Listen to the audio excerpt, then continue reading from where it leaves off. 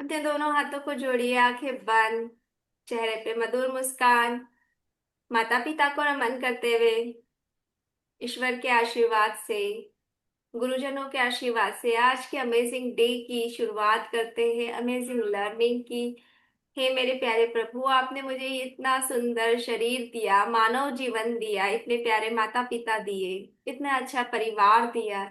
आपने मुझे सब चीज बेस्ट दी है, इतना स्वस्थ शरीर दिया है, इतनी अच्छी बुद्धि दी है जिसका उपयोग मैं कर पाती हूँ और जीवन में आगे बढ़ रही हूँ, अपने काम कर पाती हूँ। थैंक यू मेरे प्यारे प्रभु, आपने मुझे इतना सब कुछ दिया है। हर दिन आप मुझे कुछ ना कुछ नई नई चीजें देते रहते हो, मुझे आगे बढ़ाते रहते हो, मुझे हमेशा हाथ पकड़कर सही रास्ते पे रखते हो। Thank you. ये पांचों प्यारे नए दोस्त है जो धरती माँ, जल पिता, वायुदेव, अग्निदेव, ये ब्रह्मांड, ये सब कुछ मेरे जीवन को आसान बनाने में लगे हुए।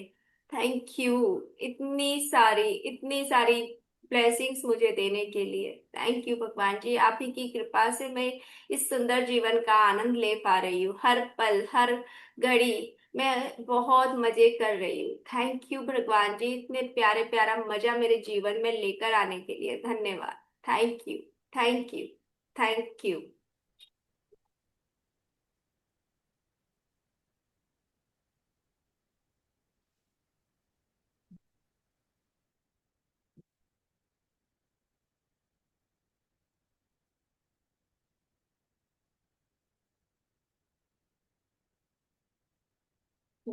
डे 92, दिन 92।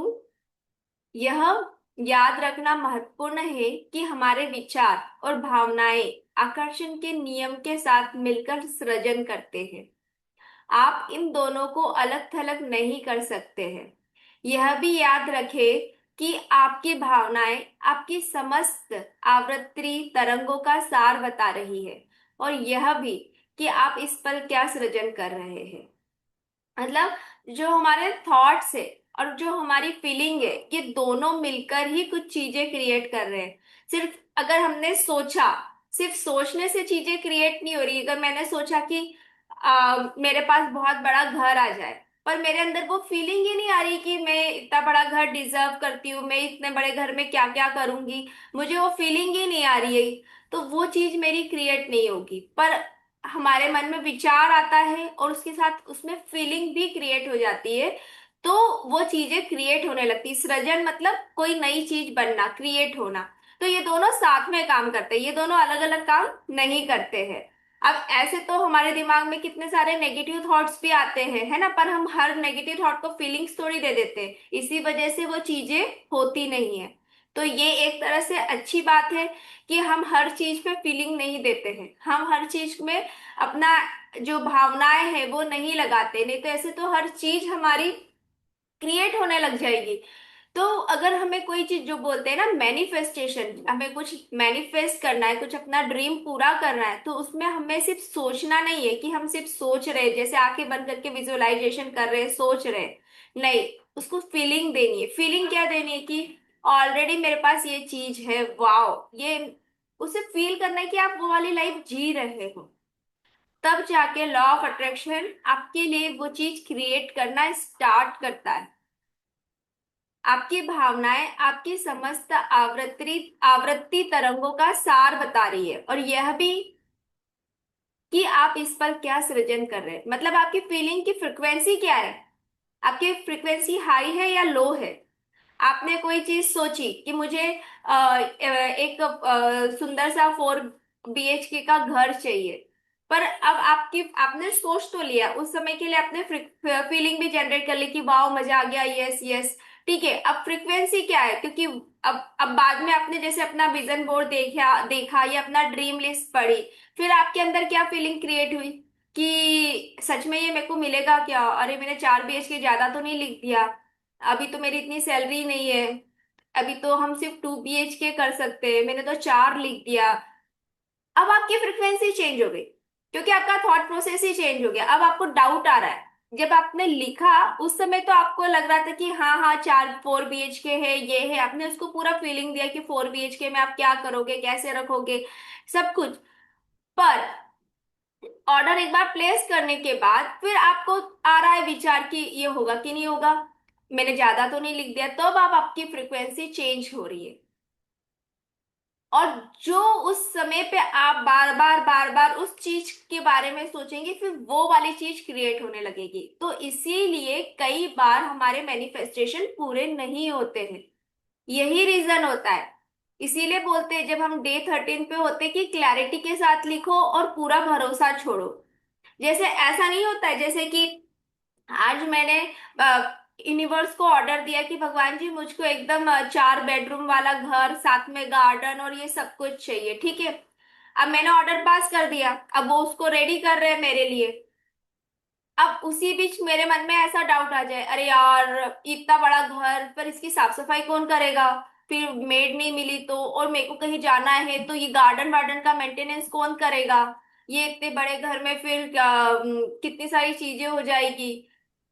तो अब मेरी फ्रिक्वेंसी चेंज हो रही है। अब मैं अपने अपनी फ्रिक्वेंसी मेरी बदल दी। इससे पहले मैं बड़ी एक्साइटेड थी कि बड़ा सा घर, गार्डन, ये वो सब। अब अब क्या मैसेज जा रहा है यूनिवर्स को कि इसको ये घर नहीं चाहिए क्योंकि सो मच प्रॉब्लम्स हो रही है ना। मैंने अपना ऑर्डर खुद ही कैंसिल करने लग गई। तो अब वो मुझे मिलेगा क्या? नहीं। तो जब आप अपना जो भी आपका मैनिफेस्टेशन है, जो भी आप ड्रीम, जो भी आप सोच रहे हो, तो वो फ्रिक्वेंसी आपको बनाए रखनी है। वो भरोसा, वो एक्साइटमेंट बनाए रखना है। अपनी फ्रिक्वेंसी को बार बार नहीं चेंज करना है जब भी आप सोच रहे हो। तो ये पूरा दिन में हमें ध्यान रखना है कि जब भी हम सोचे हम हमेशा हाई फ्रिक्वेंसी में रहे, हमेशा खुश रहे, हमारे हर विचार में एक एक्साइटमेंट हो, एक पॉजिटिविटी हो, तभी हमारी चीजें पूरी होगी। जैसे हम अमेजोन से ऑर्डर करते हैं ना, हम अमेजोन से ऑर्डर कर देते हैं ना, फिर वो उसमें बताता है कि आपका ऑर्डर 3 दिन में, 4 दिन में आपके पास आ जाएगा। पर उसमें एक ऑप्शन भी होता है कि आप अपना ऑर्डर कैंसिल कर सकते हो, है ना। तो जब हम कैंसिल करने जाते हैं तो वो स्टेटस बताता है कि आपका ऑर्डर प्रिपेयर हो रहा है, आपका ऑर्डर प्रिपेयर हो रहा है। और अगर उस समय आप कैंसिल कर दोगे तो क्या होगा? वो ऑर्डर जो भी जितना भी प्रिपेयर हुआ था वो वहीं की वहीं रह जाएगा, वो आप तक नहीं आएगा। तो सेम चीज पता है हमारे साथ भी यही होती है। हम कोई चीज यूनिवर्स को ऑर्डर देते हैं कि मुझको हॉलीडे पे जाना है, फिर उसके बाद ना खुद ही उसके नेगेटिव थॉट दे देते हैं। अब यूनिवर्स ने तो वो आपके लिए हॉलीडे बनाना स्टार्ट कर दिया कि चलो इसको पैसे लगेंगे तो मैं यहाँ से इसके लिए पैसे अरेंज करता हूँ, इसको एक कपड़े लगेंगे तो ये यहाँ पे मैं इसके लिए सेल वगैरह अरेंज कर देता हूँ, तो ये वहां से जाके मॉल से शॉपिंग कर सकती है, फ्लाइट्स पे डील दे देता हूँ। अब उसने अपना प्रोसेस चालू कर दिया। अब बीच में आपने थॉट डाल दिया कि अरे यार वहां पे मौसम अच्छा नहीं होगा, खाने की दिक्कत होगी, छुट्टी नहीं मिलेगी, तो आपने कर दिया अपना ऑर्डर कैंसिल, और आपको लगा कि क्या पता जा पाएंगे कि नहीं जा पाएंगे। अब वो जितनी भी उन्होंने प्रोसेस की थी वो सब वेस्ट हो गई। अब वो सब खत्म भाई की वहीं। तो हम ही खुद अपना ऑर्डर इस तरह से कैंसिल कर देते, फिर वो थोड़ी आपके पास आएगा। जब आप अमेजोन पे एक बार ऑर्डर कैंसिल कर देते तो वो तो रिटर्न चला जाता है, वो आपके हाथ में थोड़ी आता है। तो सेम थिंग यूनिवर्स भी होता है कि हम या तो पहले सोच समझ के मांगे, वो क्लैरिटी होनी चाहिए, और अपनी फ्रिक्वेंसी, अपनी बात पे टिके रहना कि यस मुझे तो चाहिए, आई एम डिजर्विंग, ये हॉलीडे तो मैं जाऊंगी, बहुत मजा करूंगी अपनी फैमिली के साथ। तो वे वो एक क्लैरिटी, एक भरोसा। तो हमारे ऑर्डर कैंसिल हमारी गलतियों से ही होते हैं, क्योंकि हमारे थॉट प्रोसेस होता है, जो हमारा सोचने का तरीका होता है वो चेंज हो जाता है। हमारी जो फ्रिक्वेंसी होती है, जो हमारी फीलिंग है, वो ऊपर नीचे शिफ्ट होती रहती है। हमें ही डाउट होने लगता है कि हमें ये चीज मिलेगी कि नहीं मिलेगी, मैं डिजर्व करता हूँ कि नहीं करता हूँ। इस वजह से हमारे मैनिफेस्टेशन पूरे नहीं हो पाते हैं। तो जब भी अब हम अगली बार, जब भी अपने भावनाओं विचारों पे ध्यान दो पूरा दिन, हर पल देखो कि आप कौन सी एनर्जी में, पॉजिटिविटी में हो या नेगेटिविटी में। डे 93, आप जब भी गाड़ी से कहीं जाए तो सृष्टि की शक्ति का इस्तेमाल करें। यात्रा शुरू करने से पहले ये इरादा कर ले कि ट्रैफिक बाधा रहित हो रहेगा, आप तनाव रहित रहेंगे, वो खुश होंगे और सही समय पर गंतव्य स्थान पर पहुंच जाएंगे। शुभ यात्रा। उन्होंने क्या कहा है? जब भी हम घर से निकल रहे हैं, हमें कहीं पर भी जाना है, हमें कहीं पहुंचना है, तो पहले ही हमें मैग्निफिशेंट आउटकम लगाना है। जो हमारा चैप्टर था मैजिक बुक में, मैग्निफिशेंट आउटकम लगाने वाला, पहले ही हमें फाइनल परिणाम सोच लेना है कि यस मैं यहाँ से निकला हूँ, मैं वहां तक पहुंचने वाला हूँ, आज तो बहुत ही मजा आ जाएगा, इतना इजीली मैं डेस्टिनेशन पे पहुंच जाऊंगा, मैं बहुत एंजॉय करूंगा, मजे करूंगा। तो यात्रा शुरू करने से पहले ही, ना कि जब हम ट्रैफिक में फंस जाए और तब बोले कि थैंक यू भगवान जी ट्रैफिक हटाने के लिए, जब आप घर से निकल रहे हो तभी आप अपना मैग्निफिसेंट आउटकम लगा दो, आप यूनिवर्स को ऑर्डर दे दो कि मैं आज यहाँ जा रहा हूँ और मैं बहुत इजीली आराम से पहुंच गया। ठीक है। अब इसको हम और कैसे यूज कर सकते हैं यात्रा शुरू करने से पहले?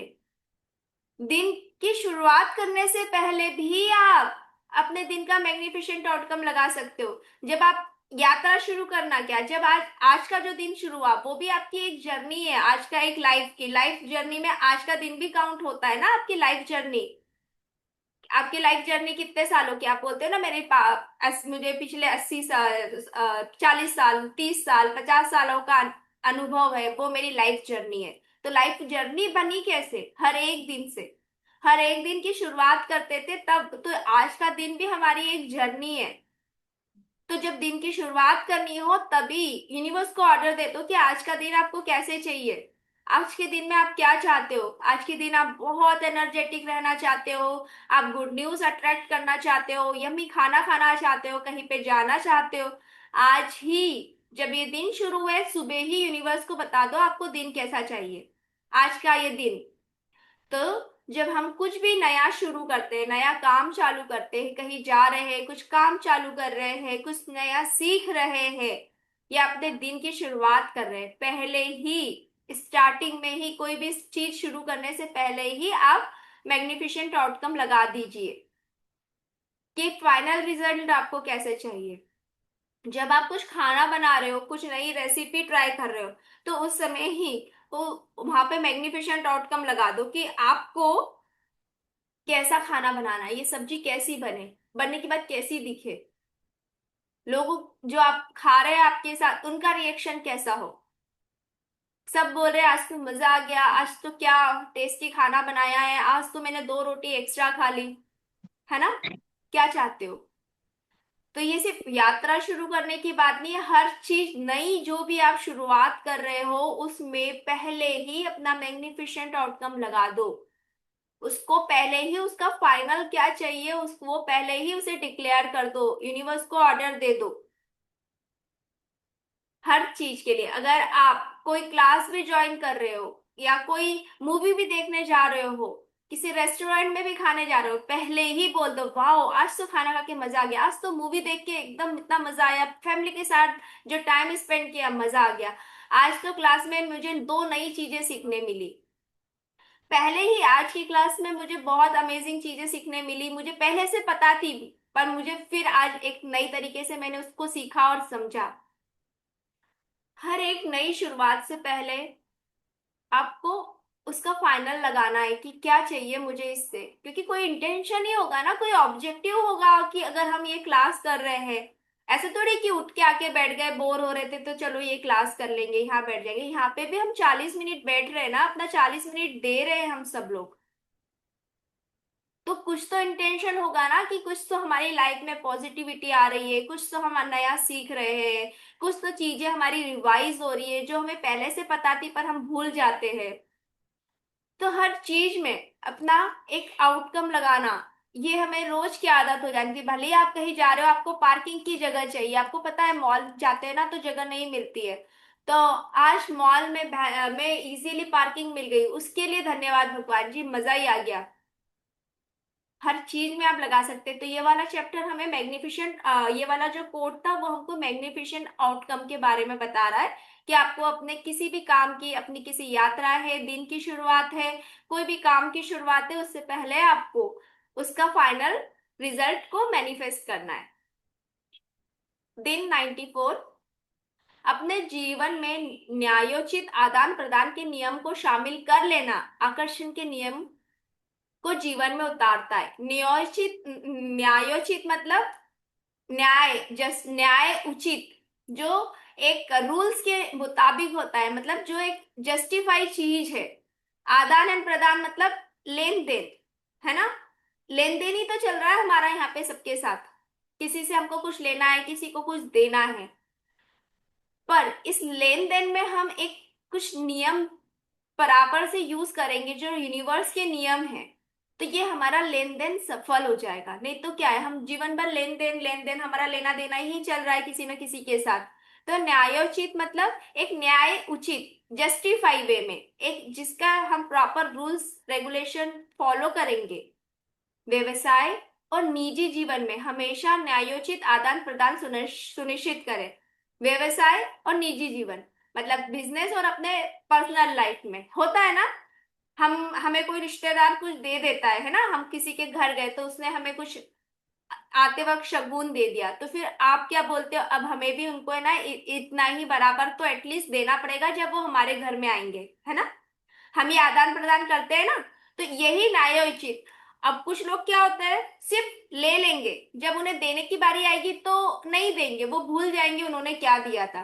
तो इसका मतलब वो यूनिवर्स का जो रूल है उसको फॉलो ही नहीं कर रहे। पर हम में से कई लोग जब हम किसी के घर जाते हैं तो हम खुद कुछ लेकर जाते हैं, तभी हमारे घर कोई आता है तो वो भी हमारे लिए कुछ लाता है, हम भी देखते हैं कि उसने हमारी उस समय मदद की थी और आज वो हमसे मदद मांग रहा है, तो हमारी हमारी जिम्मेदारी बनती है उसकी मदद करना। तो ये न्यायोचित है जब आप ये यूनिवर्स का रूल समझते हो। व्यवसाय में आपको जितना पैसा मिलता है हमेशा उससे अधिक मूल्य की सेवा प्रदर्शन देने की कोशिश करें। मतलब देख, यहाँ पे अधिक मूल्य मीन्स वैल्यू ऐड करना है, आपको किसी की लाइफ में वैल्यू ऐड करना है। वैल्यू ऐड कैसे करोगे आप, मैंने आपसे 10 रुपए का कोथमीर खरीदा, मैंने आपको 10 रुपए दिया, आपने मुझे कोथमीर दिया, आपने कुछ ज्यादा कुछ वैल्यू ऐड नहीं करी मेरी लाइफ में। मैंने पैसे दिए, आपने ले लिए। अब मैं 10 रुपए दे के आपसे कोथमीर ले रही हूँ और आपने मुझको 2 हरी मिर्च दे दी, इसका मतलब आपने मुझे एक्स्ट्रा दिया है। आपने मेरे लाइफ में 2 हरी मिर्च की वैल्यू ऐड कराई है। तो इसीलिए जो ठेले वाले या जो सब्जी वाले होते हैं वो कुछ एक्स्ट्रा देते होते हैं ना, तो उनकी जगह पे भीड़ ज्यादा होती है। देखिए 2 हरी मिर्ची इतनी कोई महंगी नहीं आती है कि हम 2 मिर्ची खरीद नहीं सकते, पर हमें लगता है कि अरे वो भैया 2 मिर्ची दे देते हैं, थोड़ा सा कड़ी पत्ता दे देते हैं, कभी कभी एक टमाटर ऐसा 100 ग्राम ऊपर नीचे होता है तो भी वो 1 किलो में एडजस्ट कर देते हैं। तो हम उस जगह पे जाते हैं। क्यों? क्योंकि वो जो दुकान वाला है या वो सब्जी वाला है वो आपकी लाइफ में वैल्यू ऐड करा रहा है, वो आपको कुछ एक्स्ट्रा दे रहा है। आपने 10 रुपए दिए पर वो आपको एक्स्ट्रा 2 मिर्ची दे रहा है या कड़ी पत्ता दे रहा है, अदरक दे रहा है, वो आपको कुछ एक्स्ट्रा दे रहा है। और जो जो इस रूल का फॉलो करते हैं वो हमेशा आगे बढ़ते हैं। कितनी बड़ी बड़ी हम शॉप्स पे भी जाते हैं शॉपिंग करने, जैसे ज्वेलरी वगैरह, तो हम जब जाके बैठते हैं, हमने तो अभी कुछ खरीदा भी नहीं है, उससे पहले ही वो हमको चाय कॉफी आके ऑफर करते हैं, पानी पिलाते हैं। तो ये उनका एक्स्ट्रा वैल्यू ऐड है, वो उनका एक्स्ट्रा वैल्यू ऐड करते हैं वो। इसी की वजह से उनकी एक वो बोलते हैं ना, मार्केट में एक साख बन जाती कि अरे नहीं, क्योंकि इंसान को जहां ज्यादा मिलता है वो इंसान उधर ही जाता है, कहीं से भी ज्यादा मिल रहा है तो वो वहां जाएगा। अब जैसे मैं अपनी ट्यूशंस लेती हूँ है ना, अब मेरा टाइम है मैं 5 to 6 ही पढ़ाऊंगी। अब ऐसा थोड़ी होगा ना कि अगर 10-15 मिनट ऊपर हो गया तो मैं बच्चों को बाहर खड़ा कर दूंगी कि तुम्हारा काम खत्म हो गया। किसी दिन बच्चे का होमवर्क नहीं हुआ तो किसी दिन मैं उसको आधा घंटा एक्स्ट्रा भी बैठने देती हूँ, पढ़ाती हूँ। तो ये मेरा वैल्यू एड है, मेरा टाइम है 1 घंटे का, पर मैंने अगर उसको 2 मिनट भी एक्स्ट्रा दे दिए तो मैंने अपनी तरफ से थोड़ा सा उसमें वैल्यू ऐड किया। तो वैल्यू एड सिर्फ पैसे से नहीं होती है। आपके पास कोई आया, आपने आपके घर में कोई आपको कुरियर देने आया और आपके पास, जैसे अब दिवाली अभी तो त्योहारों का सीजन है, आपने उसे कुछ एक्स्ट्रा एक मिठाई पकड़ा दी, कुछ दे दिया, फल दे दिया, कुरियर वाले को पानी पिला दिया, आपने उसकी लाइफ में एक्स्ट्रा वैल्यू ऐड कर दी। अब आप अपने लाइफ में कैसे एक्स्ट्रा वैल्यू ऐड करते हो? और आपने देखा है हमारी मम्मियां तो हमेशा एक्स्ट्रा वैल्यू ऐड करती ही थी। अगर नोटिस किया, आप आधी रोटी मांगो मम्मी एक रोटी दे देती थी, वो वैल्यू ऐड करके देती थी। उन्हें नहीं पता था ये कोई नियम है, पर हम मम्मी से बोलते थे मम्मी आधी रोटी और दे दो, तो मम्मी हमेशा आधी तो कभी नहीं देती थी, मम्मी हमेशा एक रोटी ही करके देती थी कि नहीं नहीं एक खा लो कुछ नहीं होता, आधी में क्या हो रहा है। वो वैल्यू ऐड कर रही है अपनी तरफ से। अब आप देखो आप कैसे वैल्यू ऐड कर सकते हो किसी की लाइफ में। आप ऐसे भी वैल्यू ऐड कर सकते हो कि जब आप अपने अलमीरा वगैरह, आप अपने कबर्ड्स वगैरह हस्बैंड के लिए या परिवार का जमा रहे हो, तो उनके कपड़े इस तरीके से लगा के रखो, उनकी सारी सामान की वो जैसे ही हाथ डाले तो उन्हें उनकी जरूरत की चीजें सामने ही मिल जाए। आप अपने पसंद की, उनके पसंद की कोई चीज किसी दिन बना के रखो, ये आपकी तरफ से वैल्यू ऐड हो जाएगा। अब जैसे कोई हाउस वाइफ है, वो बोलेंगे कि हम अपने घर में कैसे वैल्यू ऐड कर सकते हैं। आप इस तरह से कर सकते हो। किसी दिन आपके बच्चे की फेवरेट चीज उसे बना के खिला दो। इस तरह से आप वैल्यू ऐड कर सकते हो। उसके साथ एक्स्ट्रा 10 मिनट बैठ जाओ, टाइम स्पेंड कर लो उसके साथ, आपने अपना समय दिया, वैल्यू ऐड हो गई। वैल्यू ऐड ना सिर्फ पैसे से या खिलाने पिलाने से नहीं होती है। आपने किसी को कोई चीज बता दी, कोई परेशान था इंसान, आपने उसे बता दिया कि देखो भाई ऐसे ग्रेटिट्यूड भी कर सकते हैं, हमें अपनी सोच पे ध्यान देना चाहिए, और इस तरह से आपने बताया उसको, कोई एक वीडियो उसके साथ शेयर कर दिया, आपने उसकी लाइफ में वैल्यू ऐड कर दी। अब ये हमें देखना है कि हम वैल्यू ऐड कैसे करते हैं। अब जैसे मैं स्कूल जाती हूँ, है ना, मेरा टाइम है कि मैं 3:50 को निकल जाती हूँ। अब किसी दिन ना कोई बच्चा लिख ही रहा है, उसको कुछ समझ ही नहीं आ रहा, तो मैं 5-10 मिनट एक्स्ट्रा भी तो रुकती हूँ ना। तो मेरा वैल्यू ऐड हुआ। ऐसा थोड़ी कि मैंने टाइम देखा, नहीं नहीं चलो चलो चलो मेरा जाना हो गया मैं जा रही हूँ। तो वैल्यू ऐड ना आप अपनी तरफ से आप कैसे कर सकते हो वो देखो।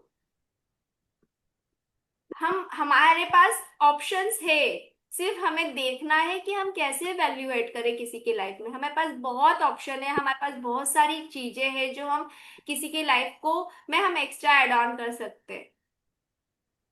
जैसे मैं ना एक वो पार्लर में पहले एक जगह जाती थी। वो मतलब हर जगह तो सिर्फ थ्रेडिंग ही करके देते थे ना, सिर्फ आईब्रो कर देते थे और फिर लास्ट में मसाज। पता है वो जैसे हम जाते थे तो वैसे ही ना वो क्या करती थी, पहले तो पूरा चेहरे को वो टोनर या कुछ किसी चीज से साफ करती थी, तो एकदम मतलब ठंडा ठंडा लगता था क्योंकि एकदम बाहर से गए हैं। और फिर उसके बाद वो थ्रेडिंग करती थी। तो वो जब पहली बार ये करने लगी तो मैंने बोला कि अरे दीदी मुझे सिर्फ आईब्रो करानी है, फेस पे कुछ नहीं कराना। तो बोले नहीं नहीं मैं आईब्रो ही कर रही हूँ, आपका चेहरा साफ कर दे रही हूँ, आप बाहर से आए हो ना। तो इतना अच्छा लगा, मैंने बोला आप ये क्यों कर रही? बोले नहीं नहीं ऐसे तो आईब्रो हर कोई कर देता है, पर ऐसे करते तो देखो ना आपको अच्छा लगा ना, इसलिए मैं सबको ऐसा करती हूँ। उसे ये नहीं फर्क पड़ रहा है कि मेरा सिर्फ 20 रुपए या 40 रुपए की आईब्रो होने वाली है, उसके लिए मैं इतना क्यों लगाऊं और इतना सब क्यों करूं। वो अपनी तरफ से वैल्यू ऐड कर रही थी। तो उसके बाद से मेरा क्या हुआ, मैं कितना भी हो मैं उनसे उनसे कॉल करके वहीं जाती थी कि आप, वो बोलती थी आज बिजी हूँ, ठीक है कोई बात नहीं कल आ जाऊंगी। मुझे एक्स्ट्रा वैल्यू मिली ना वहां पे। हर इंसान जहां उसे एक्स्ट्रा वैल्यू मिलती है वो वहां ही जाता है। तो हमें अपनी लाइफ में देखना है हम कैसे एक्स्ट्रा वैल्यू ऐड कर सकते हैं। किसी को स्माइल भी दे दो, वो भी एक एक्स्ट्रा वैल्यू ऐड करती है आपने। अपने निजी जीवन में आपको जो मिला है उसे हमेशा लौटाए। देखिए जो दिया है वो तो आपको रिटर्न करना ही है। अगर आप किसी के घर गए, उसने आपको मिठाई खिलाई, आपको शगुन दिया, तो आपकी जिम्मेदारी बनती है कि जब वो आपके घर आएगा तो आपको हमेशा उसे खिलाना है और उसको शगुन भी देना ही है। पर हमने देखा है हमारे मम्मी पापा कई बार बढ़ाकर भी देते हैं, जैसे बोलते हैं अरे उसने 500 दिया हम 511 दे देते, सेम नहीं देते, बढ़ाकर देना। ये चीजें हमारे घर में हमने कई बार सुनी है। पर हमें समझ ही नहीं आता था बढ़ाना क्या होता है। बढ़ाना यही वैल्यू ऐड करके, अरे उन्होंने हमको 500 दिए थे चलो कोई बात नहीं हम 601 दे देते हैं, 551 दे देते हैं। तो ये निजी जीवन में आप कैसे वैल्यू ऐड कर सकते हो? तो हमारे मम्मी पापा ये करते थे। उन्होंने हमको रिटर्न में मिठाई दी थी, चलो हम एक्स्ट्रा नमकीन भी दे देते, कोई बात नहीं, अच्छी बात है। वो हमारे घर आए, हम भी उनके घर जाते, तो वो हमारे लिए कितना करते। हम एग्जैक्ट ऐसा माप तोल के थोड़ी करते किसी के साथ कि किसी ने मुझको दो मिठाई दी तो मैं भी उसको दो ही मिठाई दूंगी, नहीं। जैसे मेरे ट्यूशन पे बच्चे आते हैं मेरी क्लासेस में ना, तो मैंने बना रखा है कि दिवाली पे मैं सबको है ना मिठाई का बॉक्स देती हूँ। बच्चे इतना इंतजार करते हैं पहले ही, मैम इस बार पे आप मिठाई दोगे। मैं बीच में जैसे किसी का बर्थडे होता है ना, तो कुछ भी बुलवा के कि चलो आज तुम्हारा बर्थडे सेलिब्रेट करेंगे। क्रिसमस के समय वो लोग एक्साइटेड रहते हैं कि कुछ तो पार्टी होगी। ये तो मेरी तरफ से फिर मैंने वैल्यू ऐड किया ना अपनी क्लासेस में।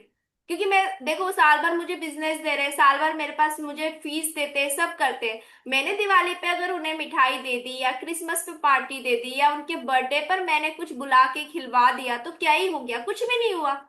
पर मैंने अपनी तरफ से वैल्यू ऐड करी, तो वो बच्चों को कैसा है, हमेशा याद रहता है। वो पहले ही मुझको बता देते हैं, पूछ लेते हैं आप ये करोगे। कितने एक्साइटेड छोटे छोटे बच्चे हैं।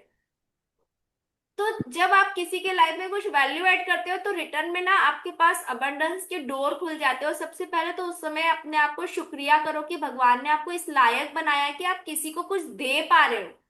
पहली बात तो ये, आप दे पा रहे हो, सबसे बड़ी बात। क्योंकि कई लोग तो मन होता है पर वो दे नहीं पाते, उनकी परिस्थितियां वैसी नहीं होती है। तो हम उस लायक है कि हम किसी को दे पाते, पहले तो इस बात की खुशी। और फिर अपने अंदर देने का भाव जागृत करना कि नहीं, मुझे मिला है, मुझे 100 रुपए मिले, मैं 101 दूंगी, 1 रुपया एक्स्ट्रा दूंगी, मैं मुझे जो मिला है मैं उससे एक्स्ट्रा ऐड कराऊंगी। तो जब भी आप अपनी लाइफ में वैल्यू ऐड करके किसी को दोगे, आपके लिए लाइफ में एक अलग ही अबंडेंस की दुनिया खुल जाएगी। आपकी और सारा समर्थन सृष्टि के जरिए आता है, इसलिए जब आप समर्थन लौटाते हैं तो आप सृष्टि को ही लौटा रहे हो। आप जो भी दे रहे हो ना, अगर किसी को आप 2 रोटी भी दे रहे हो ना, वो भगवान ने ही आपको उस लायक बनाया है। तो आप अपना कुछ नहीं दे रहे हो, आप यूनिवर्स ने जो आपको दिया आप यूनिवर्स को ही लौटा रहे हो। तो उस समय कृतज्ञ रहे, उस समय धन्यवाद दे, ना कि घमंड करे।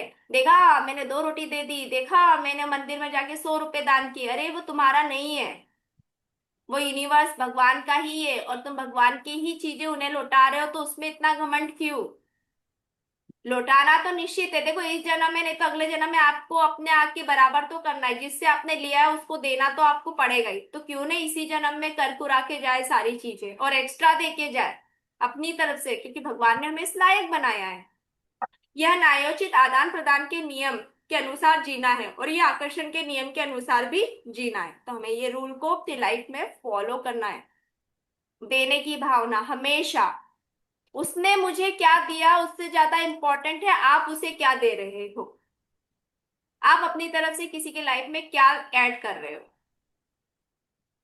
दिन 95, आपका जीवन आपके हाथों में है, लेकिन आपको अपने विचारों पर नियंत्रण हासिल करना सीखना ही होगा। डर, असफलता और शंकाओं की सारी समस्या इसलिए है क्योंकि आपके मन पर, क्योंकि आपका मन पर शासन कर रहे हैं, है ना। ये सारी नेगेटिव इमोशन हमारे ऊपर हावी हो जाते हैं, हमारे हमारे थॉट्स पे ये ही कंट्रोल कर रहे हैं। इसकी वजह से हमारे मन में ये वाली भावनाएं अधिकतर आती जाती रहती है। कुछ मूवी भी देख रहे हैं, वहां रोने का सीन चल रहा है तो हम यहाँ बैठ के रोने बैठ जाते हैं। कुछ सीरियल चल रहा है तो वहां पे उसकी सास ने उसको घर से निकाला तो हमारे अंदर यहाँ पता नहीं कौन सी भावनाएं जागृत हो जाती है, आंखों में आंसू।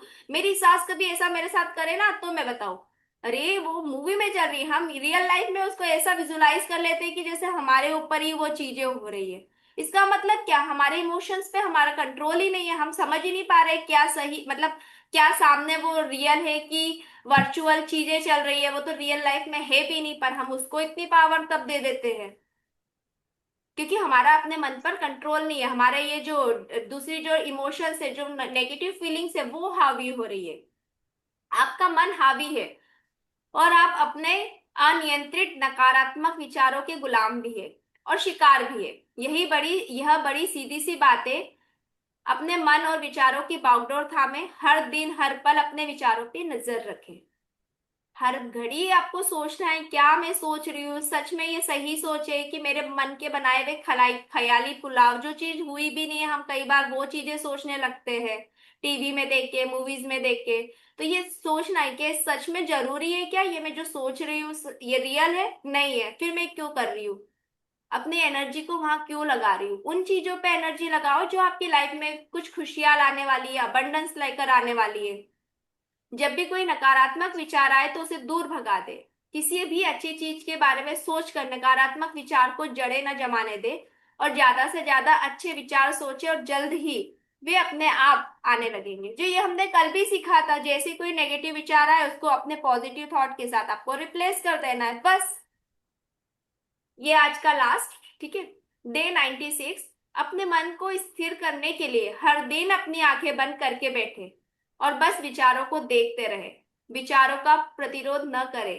देखो कल भी लास्ट वाले कोट में इन्होंने यही बोला था कि अपने हृदय वाला हमें मेडिटेशन करने का बोला था। ये भी वही है कि आंखें बंद करना है, मेडिटेशन करना है। जो भी थॉट आ रहे हैं उसके ऊपर बिल्कुल भी जोर नहीं डालना है कि ये क्यों आ रहा है क्यों नहीं आ रहा है, बिल्कुल प्रतिरोध नहीं करना है। जो आ रहा है आने दो, जो जा रहा है जाने दो। बस हमको अपने सांसों पे ध्यान देना। ये कल भी हमने देखा था, ये वाली चीज हमने कल भी सीखी थी। मेडिटेशन करना, शांति से कुछ पल अपने साथ बिताना, मौन रहना।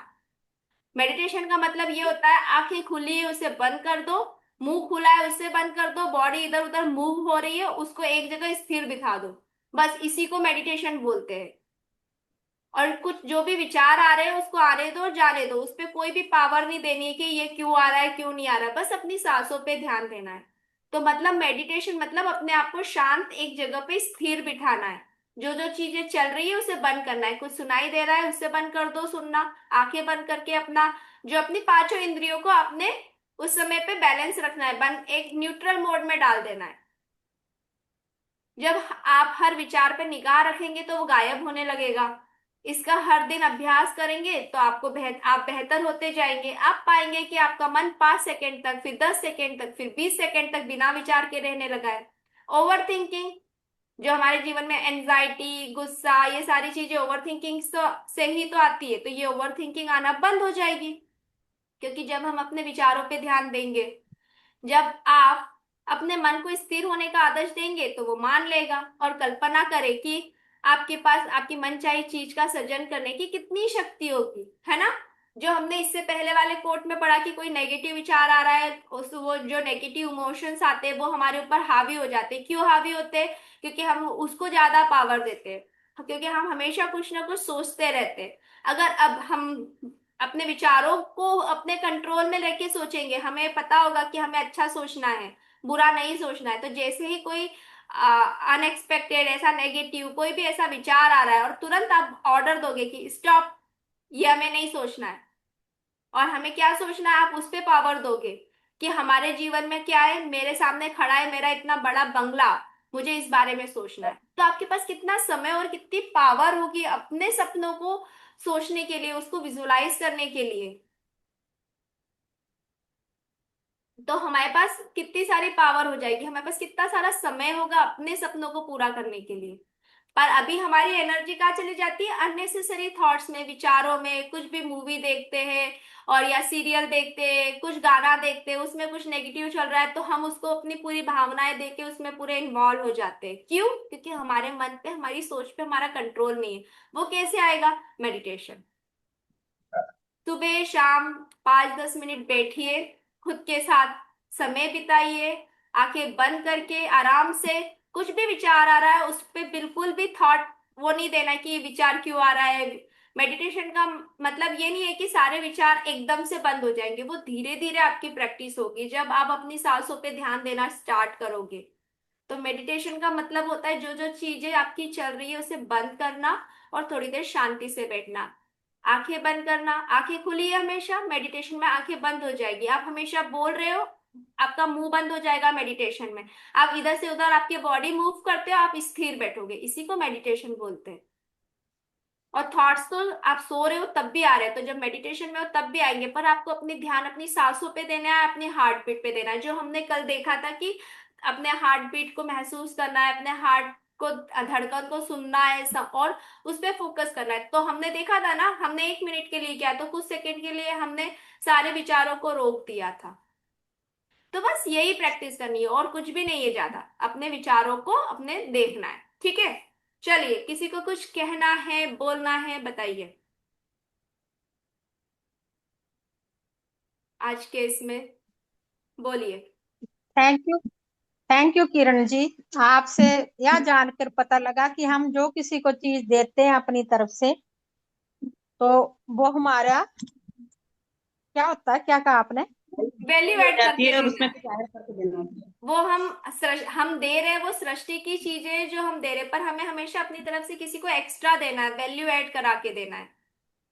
हाँ, ठीक ठीक ठीक, अगर एक्स्ट्रा देना है। आपने किसी से 100 रुपए लिए, किसी ने आपको 100 रुपए दिए तो आप उसे 101 दो, है ना।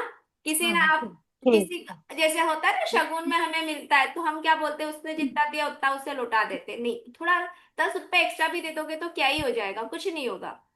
तो हमको थोड़ा सा, मैं मैं भी ऐसा ही करती हूँ। किसी को सौगंध देना है, यदि कोई मुझे दे तो मैं ऐसा करती हूँ, थोड़ा फालतू पा करके उसको दे देती हूँ, कार्ड भी चेंज कर देती हूँ कि मेरे पास किसी का रह ना जाए।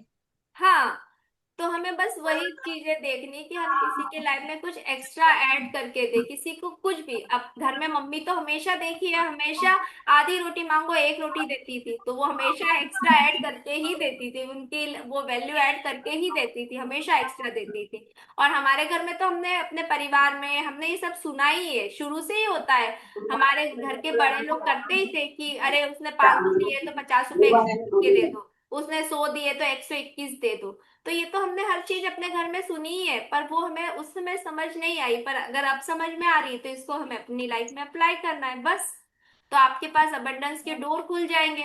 और वैसे भी जो हम कुछ दे रहे हैं उसको, वो हमें ये यूनिवर्स ने, ये भगवान ने ही दिया है, तो जो हमें उन्होंने दिया हम उन्हीं को लौटा रहे हैं। तो लौटाते समय भी ऐसे घमंड नहीं करना है कि मैं ये दे रही हूँ, बस शुक्रगुजार होना अभी है, नहीं। कृतज्ञ फील कॉल। करना है कि मैं इस लायक हूँ कि मैं ये दे पा रही हूँ, भगवान ने मुझको इस लायक बनाया है।